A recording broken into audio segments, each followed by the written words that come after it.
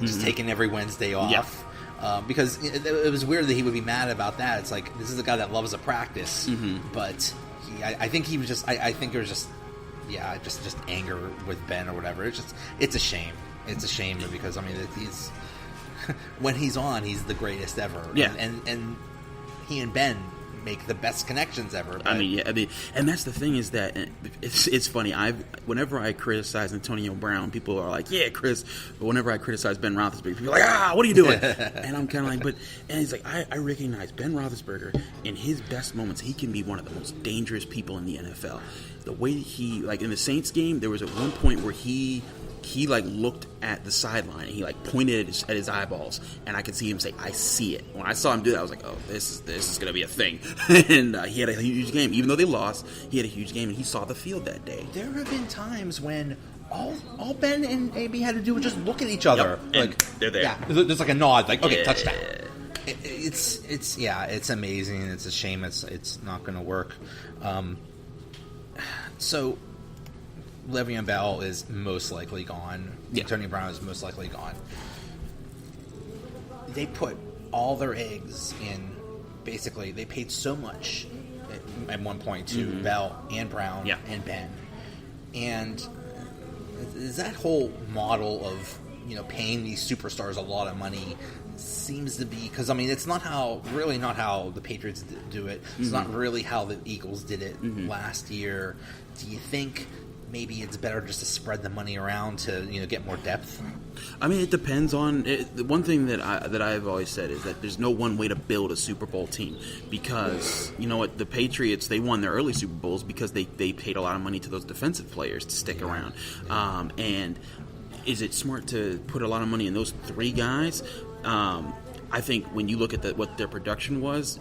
Yes, because they were a huge part of the team, but they still invested a lot into the offensive line. They invested into Ryan Shazier. They invested into Cam Hayward and Stephon Tuitt to keep those guys around. I think that there's a common notion out there in Pittsburgh. I know that there's a common notion that the Steelers didn't win with Antonio Brown, so they don't need him. And I'm like, it's not that simple. Yes, you can win without him, but his contributions changed a whole lot about the game and forced defenses to worry about so much that it opened up all these other things. Now, does that mean that you have to win with that? No, but does it give you a huge advantage that if you paid Antonio Brown makes what 13, say he made $13 million a year, would you get the same production if you paid a Golden Tate $7 million and a Chris Conley $6 million? I don't think so. I think that there are times when you break the bank, and Antonio Brown looked like he was a guy to break the bank. When they re-signed him, there was no issue of it, and this sort of has transpired this season. It's crazy that we're all talking about this craziness, yeah, only because you could point to like 5 plays in the whole year. Boswell missing kicks, the couple fumbles in the Denver game. Yep. Just so many things. Interceptions, And the Patriots.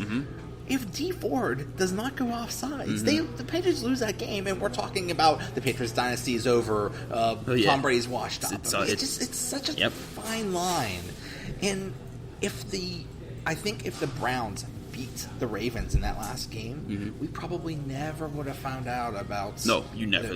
We would have thought there was a knee injury or whatever fake. And there would have been a little rumbling of the story, but it would have gone away as soon as they played. The Chargers. It would have been a minor thing. It's like, hey Ben, are you and AB mad at each other? No. Okay, no. That's it. It would have been 30 seconds, and that would have been it. You've been saying that in the defense that not that they should switch to a 4-3, but they should. Maybe switch to a 4-3, having that extra lineman. Yes.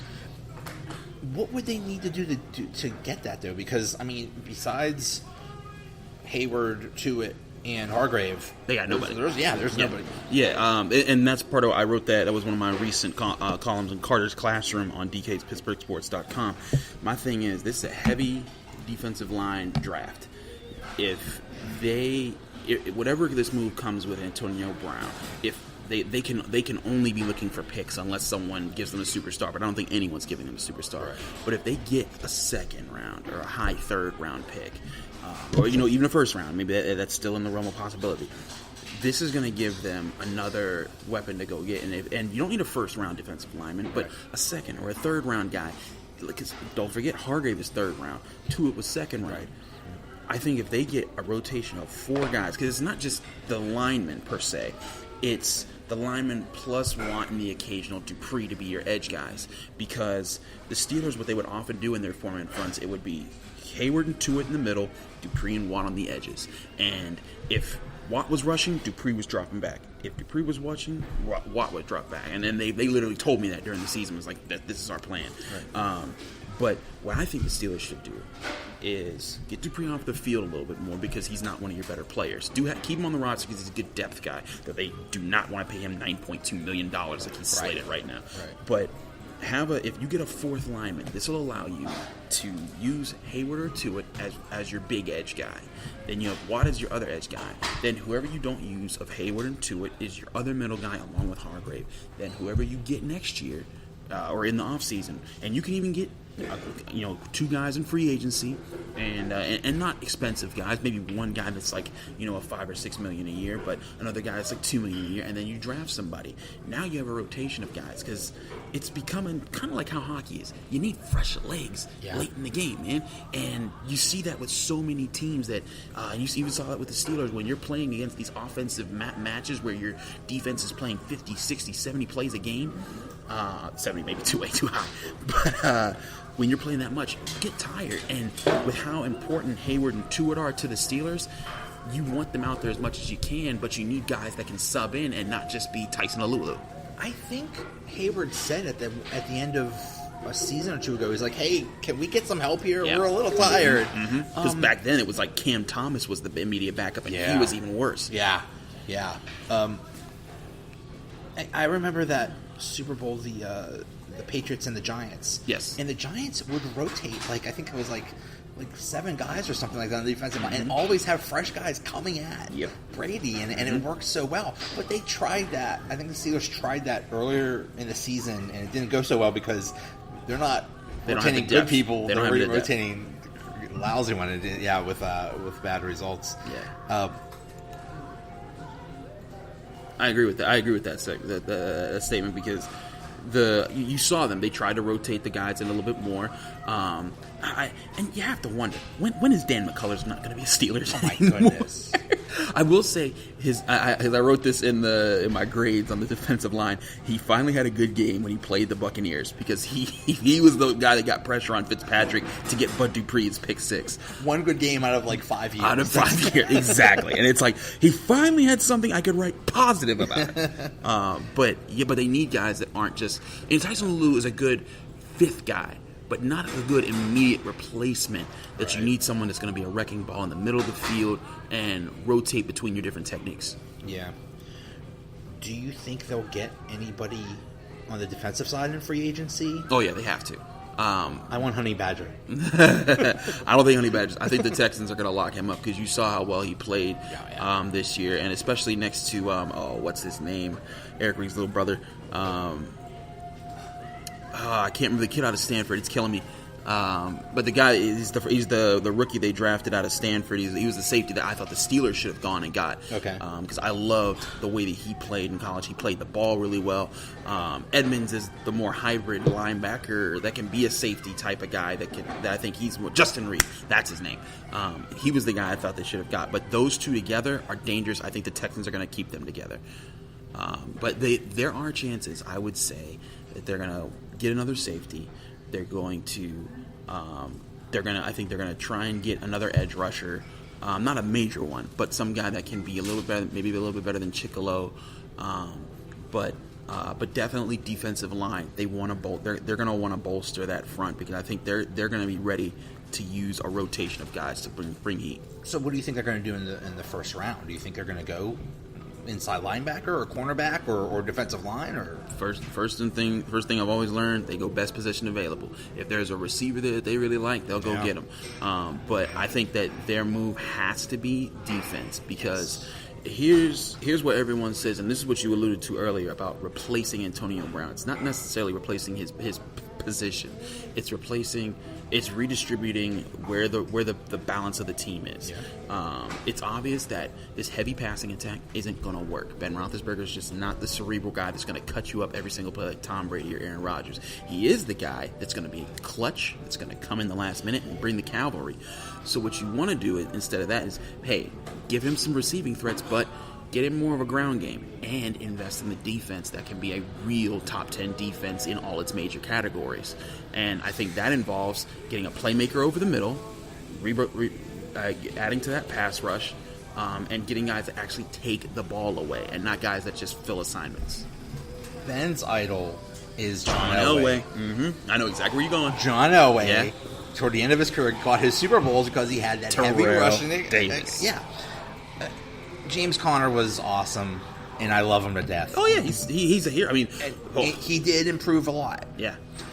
But I don't think he's ever going to play a 16-game season. The way he plays as hard as he does, I don't think he's ever. I think they need to get someone else, right? They have to. And here's my thing. They don't necessarily need a feature back.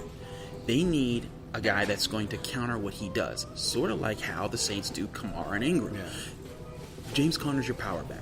And even though he's not necessarily a quote-unquote power back like Jerome Bettis, but he's a guy that can take on your heavy linebackers and make those quick moves. Now they need a home run hitter. They need the speed guy that can also be the receiver. I think it's Darrell Henderson out of Memphis. That's the guy that everyone's talking about. He's the most explosive running back in this draft. But even and I think that he's going to go up the draft boards once he shows off in the combine what he has.